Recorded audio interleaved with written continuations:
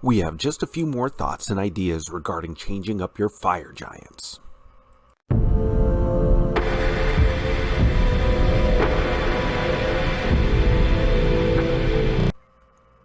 Hello everyone, and welcome back down here to the Gamer's Den with me, your host, Jordan, your master of lore and storyteller extraordinaire, once again becoming increasingly unkempt and in need of cutting my hair again, but we'll worry about that another time. Today we are talking about fire giants, and specifically going on more about the changes that I made and recommended to fire giants last time around for changing fantasy cultures. And it just kind of came to me just how changing one or two things can really do a lot to shift the dynamics of these different fantasy races and their cultures. But before we get into all of those details, if you're new here to the channel, then go on down there, hit that subscribe button, and become a regular member here at the Gamer's Den. Or, if you're already listed on such a legendary roster of incredible lore masters and adventurers such as that, then go on down to hit the like button and share the video far and wide to grow the channel ever further and farther. But now, let's talk about what actually came to me. Like I said last time around, what we're doing is we're just changing the fact that fire giants don't necessarily have to be evil. They don't have to be tyrannical, lawful evil creatures. They can still be, even within this setting, but loosening them from that particular stringent requirement really opens up avenues for you to do so much. And since in this instance, for this homebrewed world that we've been working on so far, they were driven from their homes and displaced by these dwarves, these Roman-esque expansionist imperial dwarves, going on and building up their own empire, and that natural enmity between dwarves and fire giants having this incredible rivalry and legacy as incredible iron workers, metal workers, stone workers, and the like, really does a lot to kind of shift the perspectives and the different historical, cultural dynamics that you can find within fire giant society. And hell, we went ahead and made the Warforged that we had come up with be a product of the fire giants. The fire giants needing a larger military force to help deal with the dwarves, and also to act eventually as an allied buffer state that helps them, that they can work through and trade with, and then use to trade with the rest of the wider world, particularly after the Warforged gained sentience and formed their own larger unified culture. Well, that already does a lot to make these fire giants feel radically different. But we actually don't have to change too much about their internal culture, how they do things. One of the things that's commonly listed with fire giants is how even from young ages, young fire giants, their children, will learn to wear armor and wield weaponry. And they will learn this discipline, steadfastness, and this just develop this inherent toughness in combat and battle. We can still keep that while discarding the lawful evil requirement. They don't have to be tyrannical or brutal about it. It can still be harsh and disciplined, but it doesn't necessarily have to be from a, we're going to expand kind of aim. No, it can be just the result of unfortunate generational trauma. That kind of a cultural scar doesn't go away all that fast. I mean, hell, look at human beings and how long things have lasted for us. How much worse does that get for creatures and beings that can live for a couple of centuries? I mean, that gets passed on pretty readily as is, so I can only imagine how much more that's magnified.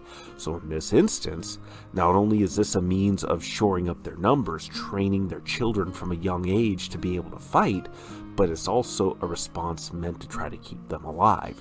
Maybe it's not the best response, definitely it speaks to a lot of healing that still needs to happen, but it still is a survival technique, a survival response that can be ingrained in that culture and be reflected in every facet. Their ability to manufacture arms and armor increasing, the quality of those arms and armor increasing, because they never want to be caught off guard like that again. And the creation of the Warforged, this ability to create these semi-living construct creatures that have developed sentience. Maybe they didn't intend the sentience aspect of it, but still, that ties in with that trauma, that desire to not be caught off guard, and now to also have a friendly allied state that they can work with. And in doing so, in creating them and not wanting to oppress, displace, or abuse this other culture, this race that they ended up generating, they recognized their sentience, and instead of keeping them in line, worked with them and helped them to find their way, and now have established a working, functional trade relationship, military alliance, a partnership. So that in and of itself right there does so much to really radically alter fire giants, and it didn't take much for us. All we added in really was the fact that we used the fact that fire giants are commonly clashing with dwarves. Dwarves have an enmity towards giants that's legendary and is like clockwork for so many fantasy settings. And we pit together the fact that fire giants and dwarves are rivals in terms of their metalworking as well.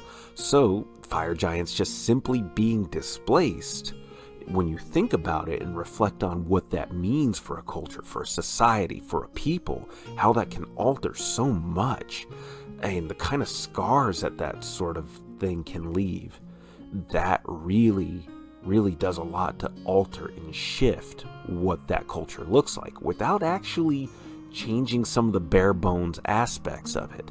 It still is, you still have that highly militarized society, a society of people who train from an incredibly young age to be capable warriors, to be craftsmen, to build up their arms and armor. And you can go on and on and on from there and just see how much more that might reflect in different aspects, the different miners and mining techniques that they use, the way that they layer their homes and their defenses, going through moats of molten lava, and the forges and the refineries that they have access to, or hell, maybe even the magics that they use. I mean, certainly you could see fire giants going to the elemental plane of fire or the elemental plane of earth, or somewhere on the borders between the two, to try to find rare resources and minerals and other things that they can draw in to help boost further this manufacture, their defenses, and their ability to perform in combat. And then this can also still go around to inform you how the dwarves might react. And the dwarves, given everything that we know right now, they might only begrudgingly trade with the Warforged if they do so at all. And not only that, but given that they know and understand that fire giants are definitely utilizing their immunity to fire and are using fire in their defenses, will come up with their own means of counteracting fire and developing their own means of protecting themselves from fire.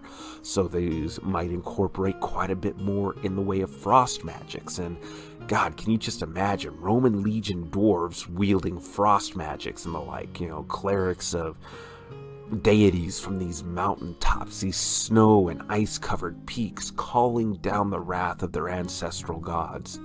It does a lot, and I really enjoy thinking on it.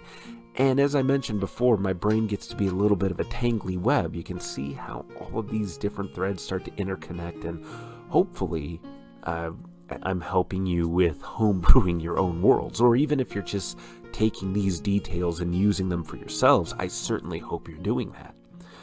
But this has just been a little bit more expounding on my part on fire giants and how these changes really can do so much to make everything feel fresh and add a lot of story to your games. I really hope and pray that that's what's been happening, and I hope that you've been enjoying yourselves here. But we're gonna go ahead and call it here. If you enjoyed today's video, go on down there to hit the like button, or hell, even if you didn't like it, hit the dislike button and let me know your thoughts in the comments down below. And remember, if you're new here to the channel, then go on down there, hit that subscribe button, and become a regular member here at the Gamer's Den. But with all that said, I've been your host, Jordan, your master of lore and storyteller extraordinaire. Thank you all so very much for your time, and you all have yourselves a good night.